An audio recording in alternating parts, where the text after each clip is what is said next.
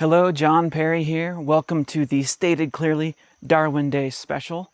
I am joining you from the jungles of Ecuador. And if you were to go over the mountains behind me and grab yourself a boat, you could get to the Galapagos Islands, the place where Charles Darwin discovered the process of evolution by natural selection.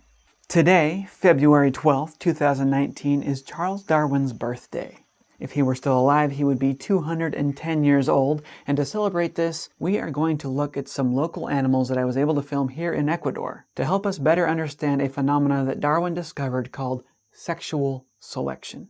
It's a special type of natural selection, and it's often misunderstood.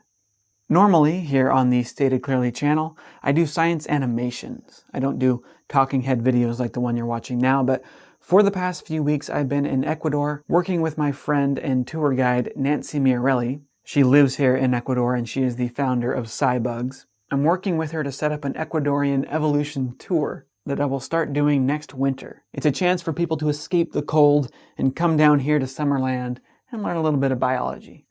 If you're interested in that, shoot me a note from the contact form at statedclearly.com and I'll keep you updated as details solidify.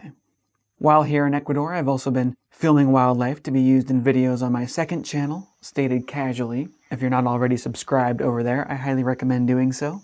There I film and teach about wildlife. I tour museums, including pseudoscience museums like the Ark Encounter. I have an entire series of videos about that place. And my nephew and I carefully use the scientific method to test the claims made by people on the internet, including the claim that alien remains have been discovered at archaeological sites in Peru. There are links to my second channel and the Science vs. the Ark Encounter series in the video description below.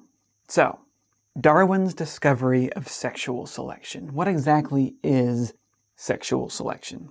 Normally, when we think of evolution, we think of survival of the fittest. Under most conditions, nature only selects for survival. So, if any new trait crops up in a population that makes it harder for those individuals with that trait to survive, maybe it's harder for them to find food or avoid predators and so on, those individuals will likely be outcompeted by their neighbors, and the new trait will quickly be eliminated from the population. Usually this is how natural selection works, but in Chapter 4 of Darwin's most famous book, he pointed out that survival alone is not enough. Organisms need to reproduce, and for animals, most of which reproduce sexually, they need to find or attract mates, and if there's competition, they might need to fight off or intimidate rivals for access to the best mates. These needs, the need to attract a mate and to fight off rivals, have produced some of the most bizarre and at first glance, maladaptive traits that we find in the natural world.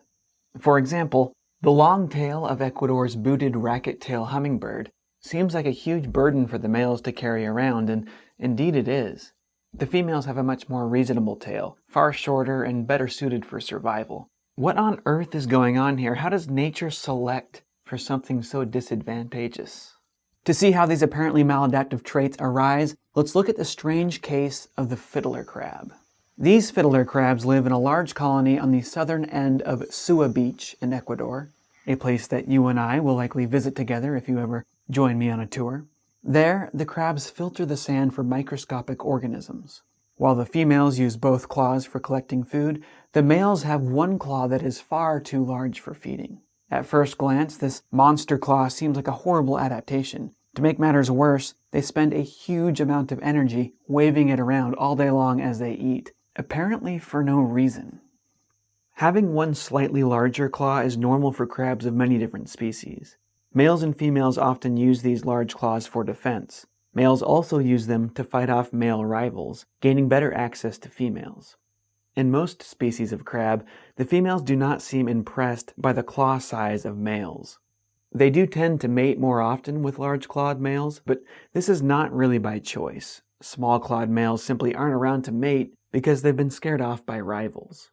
In fiddler crabs, scientists believe that in the past something special happened. A random mutation caused a female to be unusually attracted to males with large claws. While we don't understand exactly how mutations and other epigenetic factors affect complex desires like sexual attraction, we have found mutations that seem to dramatically affect the sex drives of animals.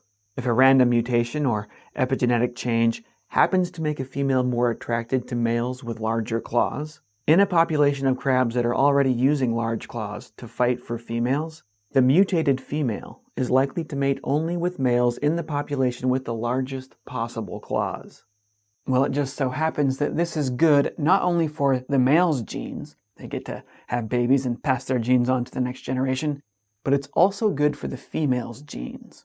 Her sons are likely to inherit their father's large claw genes, meaning that they will grow up to win more fights and have more babies, and her daughters are likely to inherit her desire for large-clawed males, which means that they will have babies that grow up to have more babies than normal, and so on. Statistician and biologist Ronald Fisher realized that if you do the math, once a sexual preference is established in the instinctual minds of a large enough population of females, no matter what that preference is, a positive feedback loop is initiated, driving the exponential evolution of both the desired trait, in this case large claws, and the desire for that trait. An evolutionary explosion then follows. The concept is often called the sexy son hypothesis. In his book, The Selfish Gene, Richard Dawkins writes, "In a society where males compete with each other to be chosen as he-men by females, one of the best things a mother can do for her genes is to make a son who will turn out to be an attractive he-man. If she can ensure that her son is one of the fortunate few males who wins most of the copulations in a society where he grows up, she will have an enormous number of grandchildren. The result of this is that one of the most desirable qualities a male can have in the eyes of a female is quite simply sexual attractiveness itself."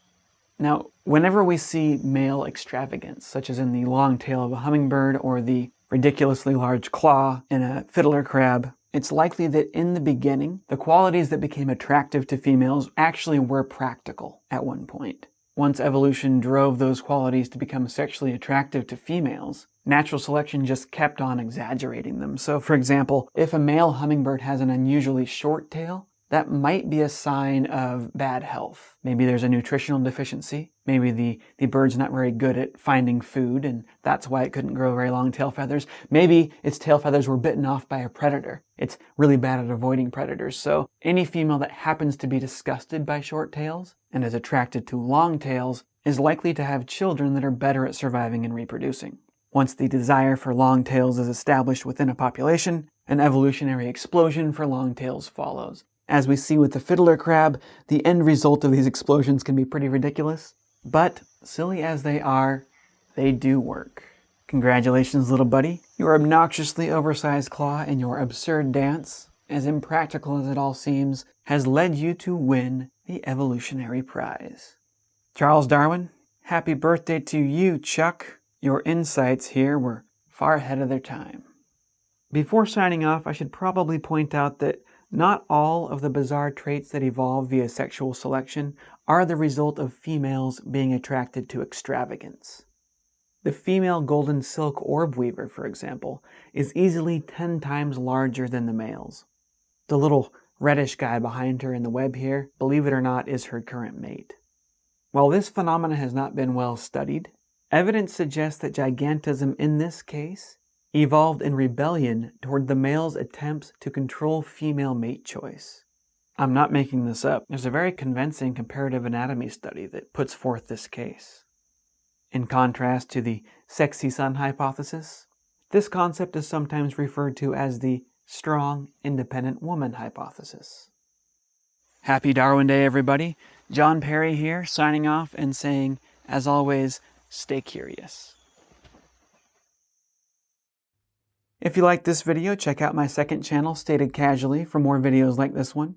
If you'd like to join me in Ecuador next winter, escape the snow and run away to Summerland, Nancy is currently negotiating with hotels and specialized tour guides to put together a standard package that will be about $2,500 per person. That's a 9-day trip. That includes everything from lodging and food and the specialized tours and tips for all the food and lodging and so on. It does not include your flight to Ecuador, and it doesn't include things like souvenirs and traveler's insurance. Go to statedclearly.com and send me a message telling me that you're interested in learning more.